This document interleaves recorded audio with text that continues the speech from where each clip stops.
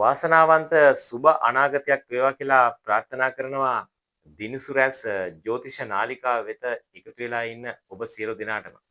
මම අද කතා කරන්න බලාපොරොත්තු වෙන්නේ 2026 මාර්තු මාසයේ ලග්න පලාපල විස්තරය ගැන. මිත්‍යාවෙන් තොර වී අඳුරෙන් එළියට පියනගමු කියන තේමාව සමග අපි බලමු ඔබගේ ලග්නයට කොහොමද කියලා. විශේෂයෙන්ම මේක පොදු පලාපල විස්තරයක් පමණයි. ඔබටම ආවේනික පලාපල විස්තර බලා ගන්න නම් උපන් දිනයේ වේලාව උදේද හවසද කියලා තිරේ දිස් වෙන WhatsApp අංකයට එව්වොත් පැය දෙකක් ඇතුළත ඒ විස්තර බලා ගැනීමේ හැකියාව තියෙනවා. හඬපටයක් දල අතින් ලියන ලද පලාපල විස්තරයක් දුරකථන ඇමතුමකින් පලාපල විස්තර කරලා දෙනවා. මල්වර චාරිත්‍ර පොරොන්දම් පලාපල නිවාසනයක් වාස්තු විද්‍යාත්මක උපදෙස් හැම දෙයක්ම ලබා ගැනීමේ හැකියාව තියෙනවා. ඔබ යම් මානසික පීඩනයක ඉන්නවා නම් ඒ මානසික පීඩනය ඇති වෙලා තියෙන්නේ කොයි කාලයක ඉඳන්ද? කොයි කාලයක් ඒක තියෙනවද?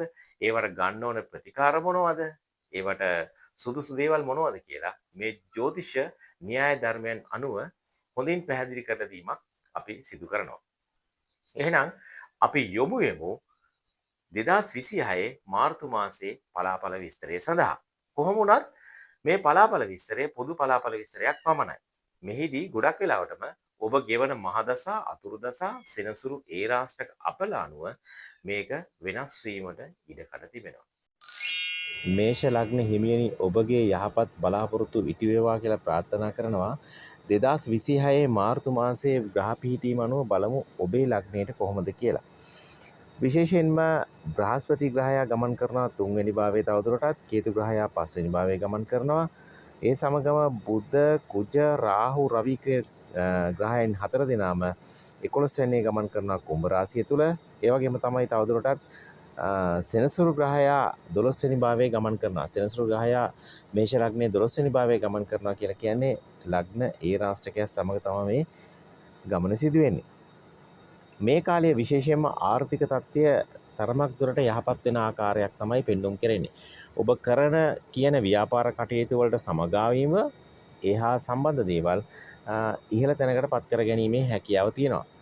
ඒ වගේම තමයි මුදල් ඉතුරු කිරීම තරමක් අපහසු තත්ත්වයක් පෙන්වුම් කරනවා සෙනසුරු 12 වෙනි ගමන් කරන භාවය සමගම සිකුරුත් 12 වෙනි භාවයේ ගමන් කරන නිසා වියදම් ප්‍රමාණය අතිශයින්ම වැඩි වෙන්නට පුළුවන්. විශේෂයෙන් මේ සුඛෝභෝගී දේවල් සඳහා තමයි ගොඩක් වෙලාවට මේ වියදම් අධික වෙන්නේ.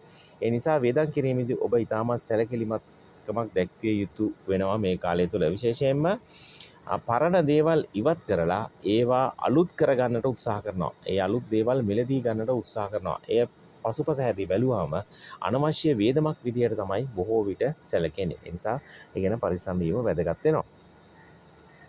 ඒ වගේම තමයි විවාහ කටයුතු වලදී විවාහ කටයුතු ස්ථිර කරගන්න තරමක් අපහසුතාවයටපත් වෙනවා. මොකද ඔබ තීන්දුවක් තීරණයක් දෙන්නට තරමක් කල් ගන්නවා. ඒ වගේම තමයි අනිත් පාර්ශවයත් තීන්දුවක් දෙන්නට තරමක් කාලයක් ගත කරනවා. ඒ නිසා ඔබ හිතර ගන්න ඕනවට වඩා ඔබ කාලයක් ගත කිරීම සුදුසු වෙන්නේ නැහැ තීන්දුවක් තීරණයක් දෙන්න මේ විවාහය සඳහා.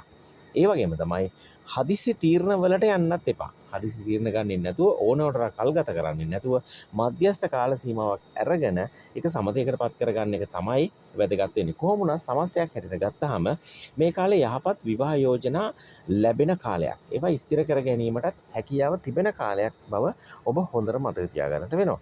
ඒ වගේම තමයි ප්‍රේම සම්බන්ධ ඉක්මනින් ඇති වෙනවා. ඒවා දීර්ඝ කාලයක් පවත්වා ගැනීමට හැකියාවක් ලැබෙන මට්ටම පෙන්වුම් කරන්නේ නැහැ. ඒවා බොහෝ විට ටික කාලයකදී මේ දෙපාර්ශවය අතර අදහස් සුවමාරු කර ගැනීමේදී ගැටලුවක් මතුවෙනවා. ඒ නිසා ඒ ස්ථිර කර ගැනීම තරමක් අපහසුයි. දුරක් පවත්වා ගැනීම අපහසුතාවයක් පෙන්වුම් කරනවා. කොහොම වුණත් ප්‍රේම සම්බන්ධතාවලදී ඉවසීම කියන දේ බොහොම වැදගත් වෙනවා. මොකද ඔබ ඉක්මන් තීරණ වලට යනවා. ඒත් එක්කම දැඩි මතධාරී ගතියෙන් යුක්තව කතා කරනවා. ඔබගේ අදහස පමණක් ඔබ මුදුන්පත් කරගන්නට උත්සාහ දරනවා. අනවශ්‍ය ප්‍රශ්න, ඒ කියන්නේ පරණ දේවල්, පරණ දේවල් සිදුවීම් ගැන හාර උස්සලා ගොඩාක් වෙලාවට ප්‍රශ්න මතු කරනවා. එය අනිත් කෙනාට දැඩි මානසික පීඩනයක් වෙනවා. මානසික හිංසනයක් වෙනවා. ඒ නිසා ඔහු තීරණය කරනවා, ඔහු හෝ ඇය තීරණය කරනවා ඔබත් සමග මේ ප්‍රේම සම්බන්ධය දිගටම පවත්වා ගැනීමට නොහැකි මට්ටමක් විදිහට. බොහෝ විට ඔබ අහිතකින් නොවේයි මේ ප්‍රශ්න නගන්නේ. නමුත් එය අනිත් කෙනාට පීඩාවක් වන නිසාම ඔහු හෝ ඇය ඔබෙන් සමුගන්නට ඉඩ තියෙනවා. ඒ නිසා බොහොම ප්‍රවේශමෙන් නම්‍යශීලී ගතිය ඇති කරන වැඩ කටයුතු කරන්න ප්‍රේම සම්බන්ධයේ යහපත්යක් බවට පත් කර ගැනීමට හැකියාව තිබෙනවා. ඒ වගේම තමයි කතා බහ කරලා තිබුණු විවාහයක් මට ඉස්සර කියන්න බැරුණා. ඒක කතා බහ කරලා තියෙන විවාහයක් නැවත ඉස්මතු වෙලා එන්නට පුළුවන්. ඒක ඔය ඉස්සෙල්ලා කතා බහ කරලා ඒක තීන්දුව තීරණයක් දෙන්නේ නැතු අතීතයට එකතු වෙලා තිබිය එකක් බොහෝ විට නැවත වතාවක් කාගේ හෝ මාර්ගයෙන් ඉදිරියට ඇවිල්ලා ඒ කියන්නේ සක්‍රීය මට්ටමින් කතා කරන්න ඉඩ තියෙනවා. ගොඩක් වෙලාවට ඒ හොඳ මට්ටමක් තමයි පෙන්눔 කරන්නේ. ඒ නිසා ඒ අවස්ථාවට මුහුණ දීමට ඔබ සූදානම්ව සිටීම වැදගත් වෙනවා.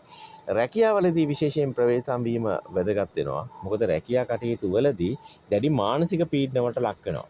ඔබගේ නිදහස අයිතු විදිහට භුක්ති විඳින්න ගිහිල්ලා ප්‍රශ්න මතුවීමට ඉඩකඩ තියෙනවා. ඒ වගේම තමයි ඔබගේ යහළුවන් මිත්‍රයන් මේ අවස්ථාවේදී ඔබ පැත්තට බොහෝ විට කතා කරනවා හරි අඩුයි. බොහෝ විට විරසක මට්ටමින් තමයි ඒ අය කටයුතු කරන්නේ. එයත් ඔබට ගොඩක් අවාසිදායක තත්ත්වයක් ඇති වෙන්නට පුළුවන්. විශේෂයෙන් නායක ප්‍රධානීන් සමග නායක ප්‍රධානීන්ට දෝෂ දර්ශනයෙන් ලක්වීමට හේතු කාරණාවක් වෙනවා මේක. ඒ නිසා හොඳට මතක තියාගන්න ලැබෙන හැම වෙලාවකදීම නිදහස කියන එක බොහොම ප්‍රවේශමට පාවිච්චි කරන්න. කරන වැඩ කටයුතු ටික අනිවාර්යයෙන්ම දෙවරක් තුන්වරක් බලලා හිතලා බලලා වැඩ කටයුතු කරන්න. කාලය අපතේ අරින්න එපා. අනවශ්‍ය විදිහට හිතින් අයින් කරගන්න එපා රැකියාවේ තියෙන වගකීම මොහොතකටවත්. මොකද ඒ පොඩි දෙයක් පවා විශාල වෙලා පෙන්වන්නට කට්ටිය මේ වෙලාවේ ඉන්නවා. ඒ නිසා ඔබ අතට රැකියා කටයුතු වලදී අවාසිදායක තත්ත්වයන් වෙන්නට ඉඩකඩ තිබෙනවා. ඒ වගේම තමයි ස්ථාන මාරු වීමටත් බොහෝ ඉඩකඩ තිබෙනවා. ඔබට රැකියාව එපා වෙලා රැකියාව අයින් වෙලා යන මට්ටමට මේ මානසික පීඩාවල් ඇති වෙන්නට බොහෝම ඉඩකඩ තියෙනවා කියන එකත් ඔබ මතක තියාගන්න. ඔන්න ওই විදිහට තමයි මේෂ ලග්න හිමියනි මේ 2026 මාර්තු මාසය ඔබට ගත වෙන්නේ.